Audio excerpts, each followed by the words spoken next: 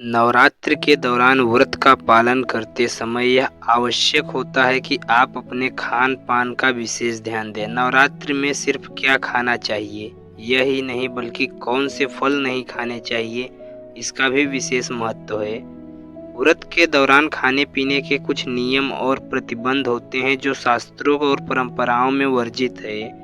ये नियम इस बात पर आधारित होते हैं कि शरीर और मन की शुद्धता बनाए रखी जा सके ताकि आप देवी की पूजा पूरी तरह से एकाग्र होकर कर सके। नवरात्र के दौरान जिन फलों को खाने से बचना चाहिए उसमें से कुछ इस प्रकार हैं। नंबर 1,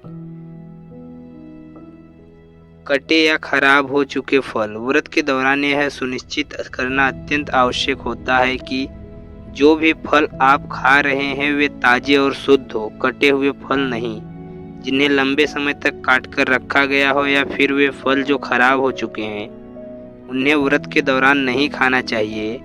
ऐसा फल अशुद्ध माने जाते हैं और व्रत के समय शरीर में सकारात्मक ऊर्जा बनाए रखने के लिए अशुद्ध चीज़ें से बचना जरूरी है। कटे फटे फल खाने से सेहत पर भी नकारात्मक प्रभाव पड़ सकता है जो व्रत के उद्देश्यों से विपरीत होता है।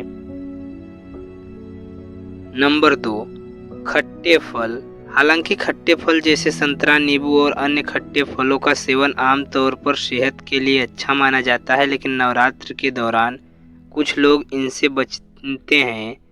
कारण यह है कि व्रत के दौरान शरीर में जो प्राकृतिक संतुलन होता है वह अत्यधिक खट्टे फलों को से प्रभावित हो सकता है। खट्टे फल पेट में एसिडिटी बना सकते हैं जिससे व्रत के दौरान असुविधाएं हो सकती हैं। इसके अलावा खट्टे फलों से ऊर्जा का संतुलन बिगड़ सकता है जो व्रत के उद्देश्यपूर्ण साधना में बाधा डाल सकता है। हालांकि हर व्यक्ति की शारीरिक स्थिति अलग हो सकती है, इसलिए आप अपने सहन शक्ति के अनुसार खट्टे फलों का सेवन कर सकेंगे, लेकिन अत्यधिक मात्रा से बचना चाहिए। नंबर 3, बहुत अधिक मीठे फल। कुछ लोग व्रत के दौरान अत्यधिक मीठे फलों का सेवन भी नहीं करते, जैसे अंगूर या आम। इसके पीछे कारण यह है कि अत्यधिक मीठे फलों से शरीर में शुगर का स्तर बढ़ सकता है जिससे व्रत के दौरान कमजोरी या थकान हो सकती है। इसके बजाय आप ऐसे फलों का चयन करें जिन्हें प्राकृतिक मिठास हो लेकिन वे बहुत ज़्यादा मीठे न हो। इससे आपका शरीर में आवश्यक ऊर्जा भी मिलती है और व्रत की पवित्रता भी बनी रहती है। नंबर 4, केमिकल से पके हुए फल। आधुनिक समय में कई बार फल जल्दी पकाने के लिए केमिकल का उपयोग किया जाता है, जैसे कैल्शियम कार्बाइड से पका गया केले या आम।